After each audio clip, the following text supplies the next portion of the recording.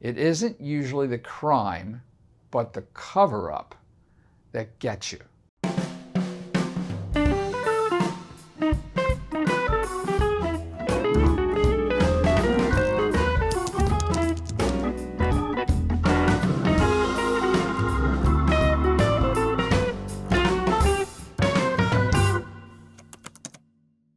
This is Dr. Gary Kellner, and I would like to welcome you to this edition of Fair Game. The Vice President of these United States, J.D. Vance, recently appeared on Real Time with Bill Maher, and he solemnly declared that Richard Nixon was forced out of office by the deep state, and that the idea that the Watergate burglary should force the resignation of a president was crazy. When I heard that, I asked myself what J.D. Vance was doing back in the green room before he came out. Was he listening to Sweet Home Alabama? And was he singing along with Leonard Skinner when they got to that great verse that says, "Now Watergate does not bother me. Does your conscience bother you? Tell me true." To paraphrase the late Senator Lloyd Bernstein of Texas in his inimitable takedown of Dan Quayle, who quoted JFK in a vice presidential debate, I know Watergate. I lived through Watergate. Watergate framed the political reality of my early adult life. And you, Mr. Vance, don't have a clue of what you are talking about. For those of you who may not be familiar with the ganglia of legal proceedings that came to be known as Watergate, Watergate began when a group of burglars working out of the White House, that's right, folks, burglars working out of the White House, you can't make this stuff up, broke into the national headquarters of the Democratic Party in the wee hours of the morning during the 1972 presidential campaign in hopes of digging up dirt on the Democrats. Who in the world thinks that you need to use burglars to find dirt on politicians? But I digress. The burglars were caught by a night watchman who promptly called the D.C. police, and they were arrested and booked.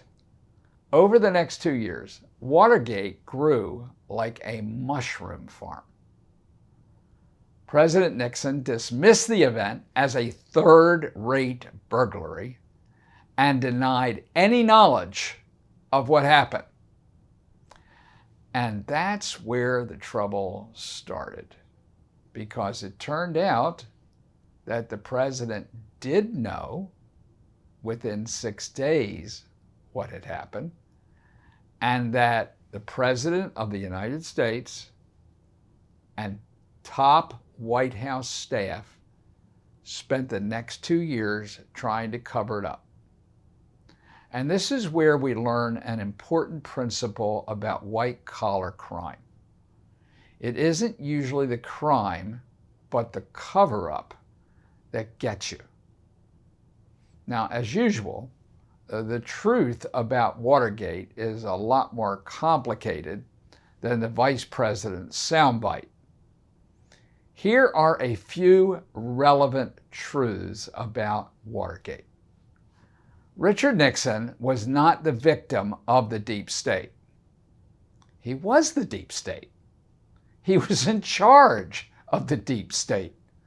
The agencies that are now normally associated with the deep state, the FBI, the CIA, the national security apparatus, were all under Richard Nixon's direct control and led by Nixon appointees.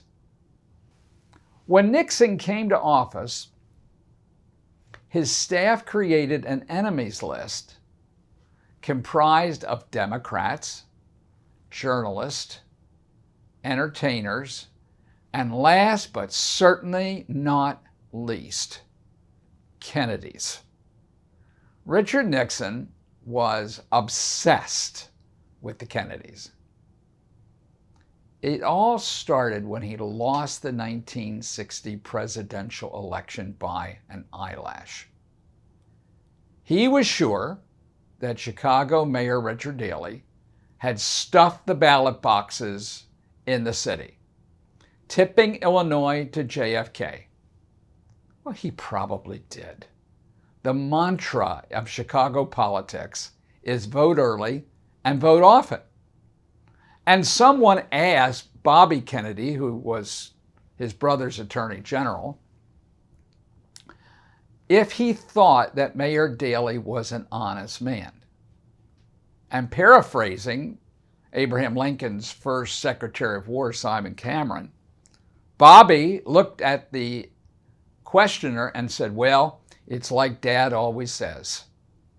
An honest man is a man who's bought and stays bought. Now, in the interest of fairness, it needs to be said that voter suppression is bipartisan. Stuffing ballot boxes is bipartisan. It goes back to the fairly early days of the Republic. It just so happened in this case that the Democrats were probably better at it than the Republicans.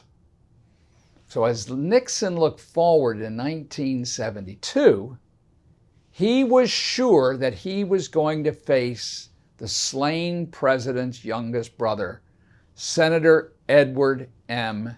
Kennedy.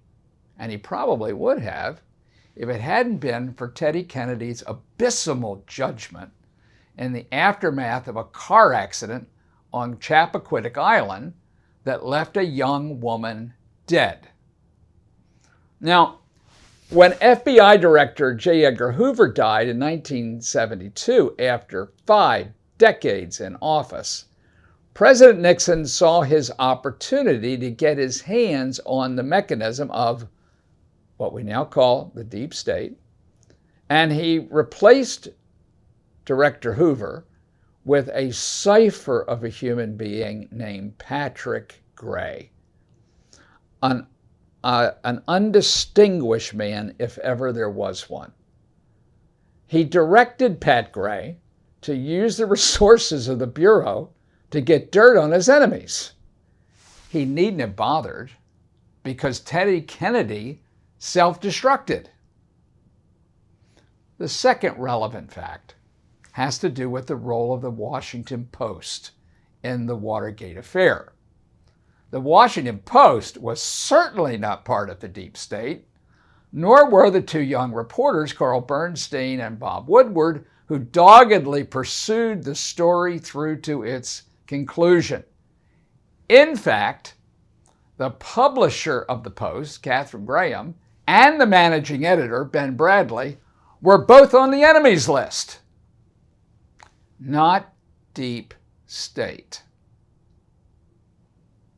Number 3, Nixon loyalists urged him to resign, most notably Senator Barry Goldwater, who was part of a delegation comprised of the Republican Minority Leader Hugh Scott of Pennsylvania, the Minority Leader in the House, John Rhodes of Ohio, and Goldwater, who had been Nixon's friend. And they said, "We have a gloomy report for you, Mr. President." They told him that he only had 15 or 18 votes to acquit if it went to impeachment. And Goldwater looked at his friend and said, "And I'm not one of them." Bob Dole, notoriously independent and certainly not a member of the deep state, and a man who was so loyal to Nixon during that presidency that he was known affectionately in the media as Nixon's Doberman Pinscher, stood by Nixon until he read the transcript of the White House tapes. And he reluctantly concluded that Richard Nixon had no choice but to resign. Dole remained friends with Nixon until Nixon died. Nixon was his friend and his mentor. But Bob Dole recognized Nixon's presidency was unsalvageable. Number 4, critically, and for me, decisively, a number of key players in the cover-up admitted their roles in their memoirs. 2 of them, the notoriously tough Marine Chuck Colson and Jeb Stuart Magruder. Not a politically correct name for this generation. Jeb Stuart Magruder detailed their roles after experiencing personal religious conversions. No matter what anybody thinks of their claims, the lives of those 2 men, the contributions they made in the decades till their deaths, exemplified lives of caring, commitment, contribution, and integrity. Colson and Magruder's memoirs should be taken seriously, inasmuch as no one has ever successfully challenged their truthfulness. At the end of the day, the person most responsible for Richard Nixon's resignation was Richard Nixon. This became clear with the release of the White House tapes. The tapes answered the key question asked by the ranking Republican on the Watergate committee and a supporter of President Nixon, Senator Howard Baker. He asked virtually every witness before the committee this question: what did the president know, and when did he know it? The tapes eliminated all doubt. It became clear that Nixon knew everything and orchestrated the cover-up.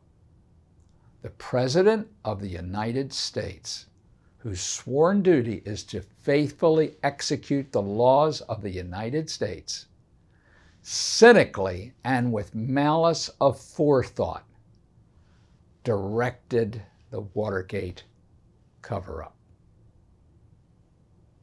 Barry Goldwater was so convinced that in his later years, he said of his former friend, Dick Nixon was the most dishonest man I ever knew.